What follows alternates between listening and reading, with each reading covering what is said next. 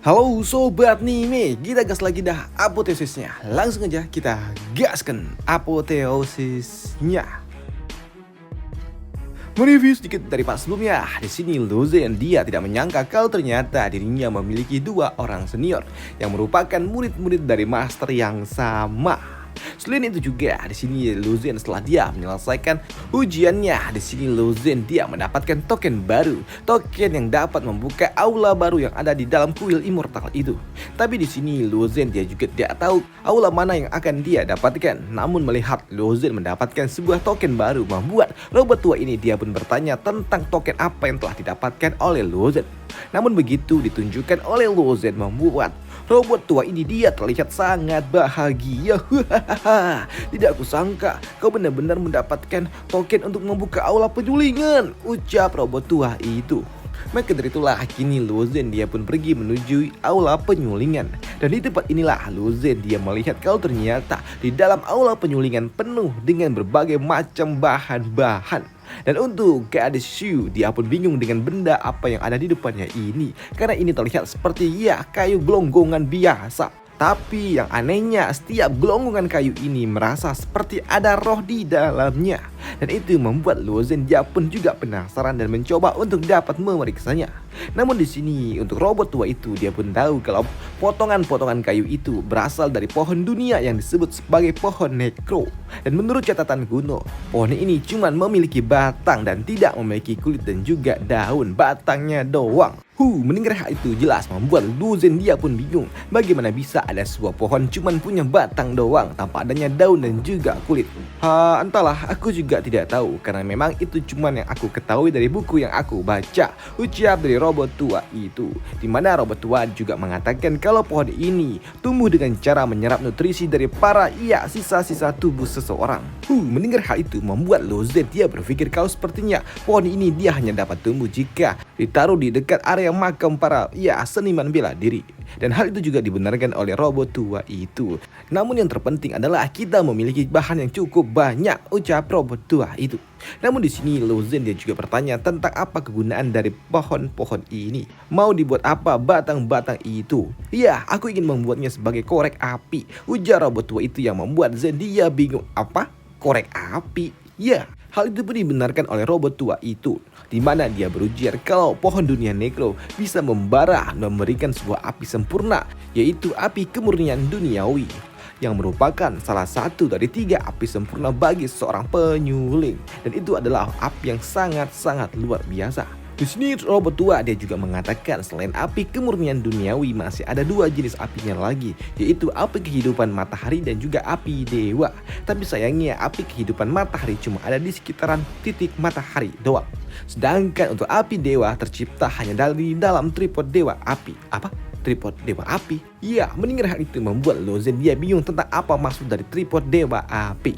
Namun untuk robot tua itu di sini dia ketika melirik arah lainnya dia dapat melihat sebuah tungku penyulingan yang sangat besar, dan begitu dia melihat ke dalam tungku itu ternyata masih ada sebuah api yang menyala di dalamnya yang saat ini sedang menggodok sebuah besi tua. Dan itu membuat robot tua ini dia juga terkejut ketika dia melihatnya. Bukankah itu adalah besi kehidupan bintang? Ucap dari robot tua itu yang membuat Zen lagi-lagi dia bingung. Apa? Besi kehidupan bintang? Apalagi itu? Di sini robot tua dia mengatakan kalau itu adalah sebuah bahan yang hanya dapat tercipta dari sebuah bintang kegelapan. Dan untuk bintang kegelapan sendiri adalah sebuah bintang yang sangat kecil dan tidak bercahaya sama sekali. Bintangnya udah koit cuy, tidak ada cahayanya. Dan bahkan menemukannya aja sangat-sangat sulit. Namun yang paling penting dari bintang itu adalah materialnya yang sangat kuat dan juga padat dan tentunya berat.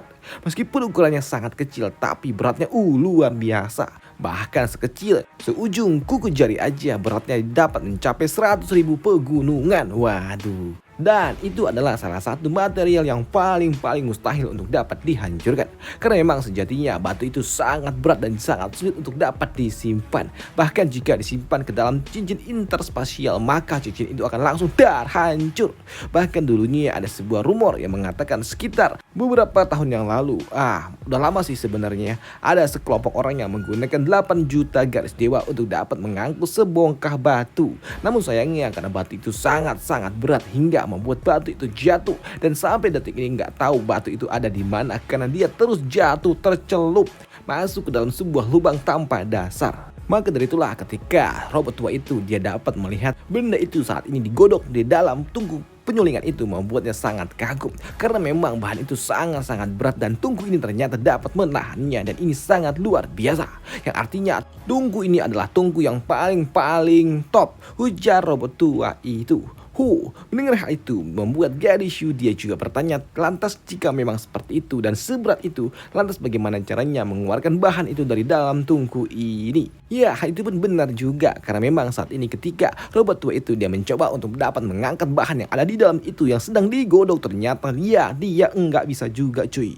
Bahkan ketika di sini Lozen dia mencoba untuk dapat mengangkatnya dengan menggunakan kekuatan 10.000 sisik naga, ternyata enggak bisa juga. Ternyata aku tidak dapat melakukannya juga.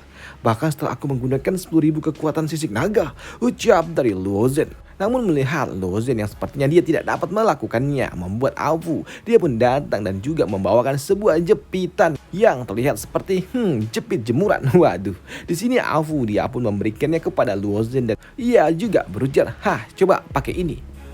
Melihat hal itu tentunya membuat Lozen dia bingung. Lah, bukankah ini kayu? Dan jika menggunakan kayu ini, bukankah kayu ini akan terbakar? Ucap dari Lozen. Tidak master, sambut dari Afu. Silakan coba dulu. Maka dari itulah ketika Lozen dia memegang kayu itu, dia pun merasakan kalau ternyata benda ini sangat-sangat ringan. Bahkan terasa tidak megang apa-apa cuy. Seperti melayang dan ini sangat luar biasa. Dan itu juga membuat Afu dia berujar, master, gunakanlah benda itu untuk dapat mengangkat besi kehidupan bintang itu, ucap dari Afu. Maka dari itulah ketika Zen dia menggunakan benda ini, ternyata dia dapatlah mengangkatnya dengan sangat-sangat enteng. Dan apa yang dilakukan oleh Lozen jelas tentunya membuat robot tua itu dia bingung. Bagaimana ini dapat terjadi? Ucap robot tua itu.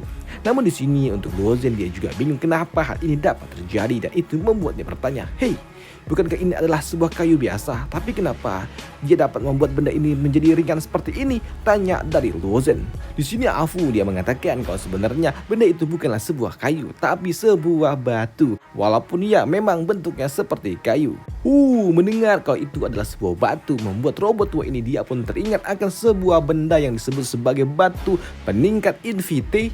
Jadi rupanya itu adalah batu takdir Invite, tanya dari robot tua itu. Mendengar hal itu membuat Lozen dia juga tambah bingung lah, apalagi ini Di sini robot tua dia mengatakan kalau sebenarnya batu itu memiliki sebuah hukumnya sendiri, yaitu hukum sebab akibat. Dan batu itu memiliki sebuah efek untuk dapat meniadakan berat apapun itu. Ya, hal itu pun dibenarkan oleh Afu. Di mana Afu dia menyarankan agar menggunakan batu itu untuk dapat menjadi sebuah gagang dari batu padang yang sedang digodok itu. Ya, aku mengerti, ucap dari robot tua itu yang memang berencana melakukan hal yang sama. Namun untuk melakukannya dia membutuhkan bahan-bahannya juga. Dan itu membuat Afu kini dia membawa robot tua itu menuju sebuah tempat di mana alat perkakas telah disiapkan. Dan selama robot tua itu dia akan membuat semua mainannya di sini, Lozen dia pun pergi menuju sebuah perpustakaan untuk membaca buku yang telah direkomendasikan oleh seniornya, 2 buah buku. Ya, ayo kita pelajari itu semua, ucap dari Lozen. Sedangkan untuk Shun dan juga gadis Shu mereka pun sama. Mereka pun berlatih dari semua yang dapat mereka latih. Apapun itu yang ada di tempat ini dilatih. Dan untuk Lozen juga, dia juga kini mulai melatih semua ki kekacauan yang ada di dalam tubuhnya dan juga buku-buku yang telah dia baca itu. Hingga 5 tahun kemudian, di sini sebuah akar kehidupan telah muncul dan 3 malapetaka yang ada di dalam tubuhnya dapat ia lewati. Dan kini saat ini juga Lozen dia telah mencapai ranah Gosen tingkat menengah. Namun di sela-sela itu juga tiba-tiba aja Lozen dia pun merasakan bergetar. Ya, Lozen dia pun merasakan sebuah getaran yang sangat kuat dan itu membuatnya keluar dan dia bertanya kepada Shun yang saat ini sedang berdiri di depannya. Shun, apa yang telah terjadi? Ya, di sini Shun dia mengatakan kalau sepertinya surga telah berguncang. Apa? Kenapa surga berguncang? Apakah seorang venerable telah tiada? Tanya dari Lozen. Namun di sini untuk Shun yang memang tidak tahu tentang apa yang sebenarnya terjadi, membuat Luo Zhen dia pun berencana menggunakan token aumannya untuk bertanya kepada seorang wanita gadis yang dia sebelumnya kontak-kontakan. Waduh, di sini dia berujar menggunakan token aumannya. Halo, permisi, apakah aku boleh tanya sesuatu? Ucap dari Luo Zhen menggema ke seluruh alam semesta dan itu membuat gadis ini dia berujar, "Hei, Luo Zhen, itukah kau?" Sebelumnya aku belum berterima kasih nih kepadamu atas cerita yang terakhir kali kau katakan itu. Dan jika kau ingin bertanya tentang Luo Yan, sepertinya aku harus meminta maaf karena aku tidak mengetahuinya. Ucap dari gadis itu yang membuat Zhen dia sempat terdiam sebelum dia berujar, iya tidak apa. Kali ini aku tidak ingin bertanya tentang Luo Yan dan aku cuma ingin bertanya apakah ada seorang venerable lagi yang telah tiada. Karena sepertinya surga telah berguncang. Hanya dari Luo Zhen. Tidak, ucap dari gadis itu. Sejak 5 tahun yang lalu, tidak ada venerable yang telah tumbang kecuali yang 4 itu. Di sini gadis itu dia juga mengatakan kalau 4 mahkota takdir yang telah ditinggalkan oleh 4 venerable yang sebelumnya kini telah didapatkan oleh para venerable baru. Di mana 2 diantaranya didapatkan oleh venerable yang bernama Yuan Zhu yang telah dia berikan kepada 2 anggotanya dan 2 lagi didapatkan masing-masing oleh klan elf dan juga klan iblis. Jawab dari gadis itu yang membuat Luo Zhen dia bertanya, jadi seperti itu toh. Tapi untuk surga yang bergetar itu lantas kenapa? Tanya dari Luo Zhen. Itu terjadi karena saat ini medan laga ilusi akan segera dibuka. Ucap dari gadis itu yang membuat Luo Zhen dia bersemangat. Apa? Medan laga ilusi? Di sini awalnya Luo Zhen dia sangat bersemangat, tapi seketika dia menjadi murung karena dia tahu saat ini dia masih diuber-uber oleh para kultivator ranah Lord dan itu sangat berbahaya.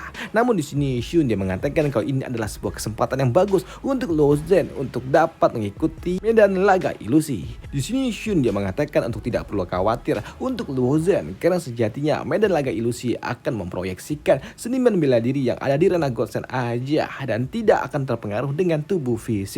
Selain itu juga ini akan menjadi sebuah kesempatan bagi dirimu untuk mendapatkan nilai tertinggi di dalam medan laga ilusi. Dan jika kau mendapatkan peringkat 1, tentunya orang-orang yang di luar sana yang sedang mengejar dirimu itu mereka pasti akan pergi. Ucap dari Shun yang membuat Zhen dia bingung. Lah, benarkah? Mereka akan pergi begitu saja kah? Padahal aku telah menghabisi beberapa venerable dari mereka. Bahkan untuk Raja Yao dia juga akan melepaskan kita. Tanya dari Zhen. Tidak, ucap dari Shun. Dia mengatakan kalau sepertinya Raja Yao dia tidak akan menyerah. Karena mau bagaimanapun Raja Yao dia memiliki sebuah ambisi untuk dapat menghabisi diriku. Namun untuk yang lainnya mereka pasti akan menyerah. Ucap dari Shun. Baiklah, aku mengerti. Sambut dari Zhen. Namun di sini untuk gadis misterius itu ketika dia tidak lagi mendengar ucapan dari Zhen, dia pun kembali berujar, "Hei Luo Zhen, apakah masih ada yang ingin kau tanyakan?" Tidak, terima kasih, ucap dari Zhen. Oke, baiklah. Kalau begitu sepertinya aku harus bekerja dulu. Maka itulah di sini gadis ini tiba-tiba aja dia mengaktifkan sebuah teknik aneh miliknya dan dia juga berujar kalau saat ini dengan resmi aku umumkan kalau medan laga ilusi akan segera dibuka. Ucap dari gadis itu yang tiba-tiba aja kini menghasilkan sebuah lingkaran cahaya yang muncul di masing-masing setiap kultivator ranah Godsend dan itu membuat Luo Zhen dia pun bertanya, "Hei, apakah ini adalah pintu masuknya?" Hal itu pun dibenarkan oleh Shun, di mana dia mengatakan jika seseorang memasuki tempat itu maka mereka akan langsung diproyeksikan menuju medan laga ilusi dan untuk cahaya itu jatinya itu akan melindungi tubuh fisikmu. Ucap dari Shun. Maka dari itulah di sini Luo Zhen dan juga Shun mereka langsung duduk masuk ke dalam lingkaran yang telah disediakan yang ada di depannya itu. Sedangkan di sisi lainnya saat ini di dunia galaksi ungu saat ini gadis cantik ini yang gue lupa siapa namanya. Dia saat ini sedang melatih teknik padang miliknya. Namun di sela-sela dia sedang berlatih, dia pun juga merasakan rasa rindu yang cukup mendalam di dalam tubuhnya. Dimana dia berujar, sudah 7 tahun aku tidak bertemu dengan Luo Zhen. Namun ketika dia sedang galau, tiba-tiba aja dia didatangi oleh seseorang dan orang itu adalah seorang nenek tua yang membuat gadis cantik ini dia berujar, master itu kau? Ya, ada apa? Ucap dari nenek tua itu.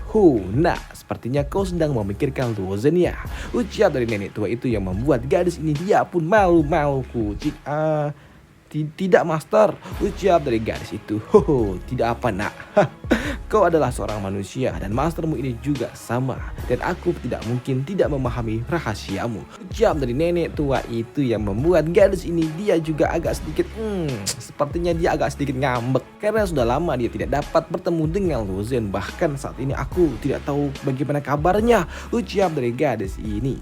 Namun di sini gadis ini dia pun ternotis ketika master tua dia mengatakan kalau saat ini Lu Zhen pasti dia sedang pergi menuju sebuah tempat yang disebut sebagai medan laga ilusi. Apa?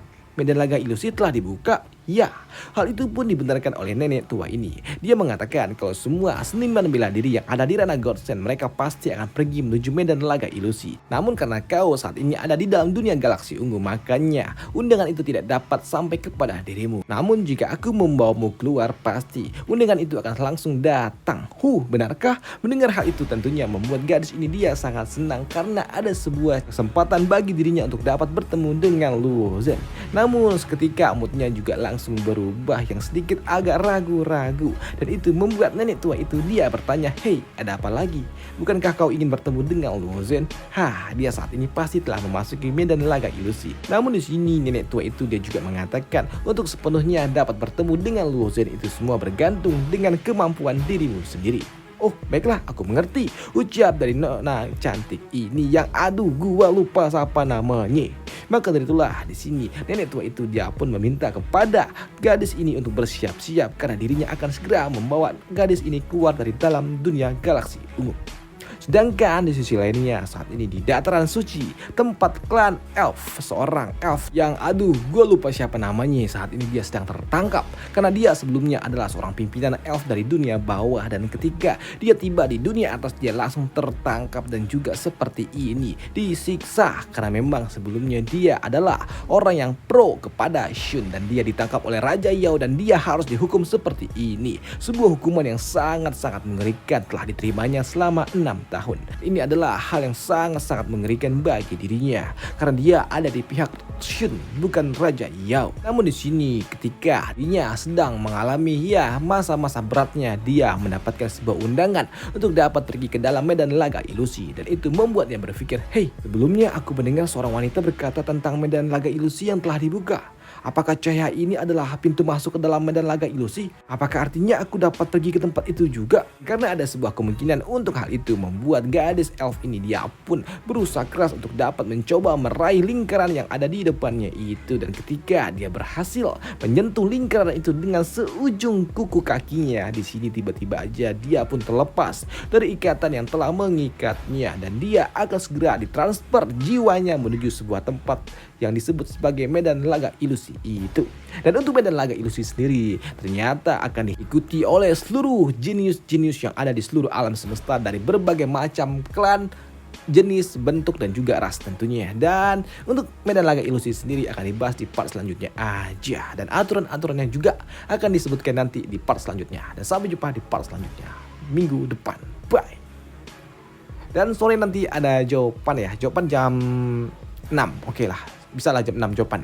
Dan sampai jumpa di part selanjutnya. Bye. Ini sebenarnya jatah kemarin cuy.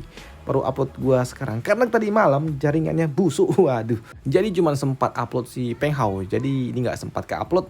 Jadinya ya udah di hari Jumatnya ini. Waduh, gitu aja. Dan sampai jumpa di part selanjutnya. Bye. Thank you.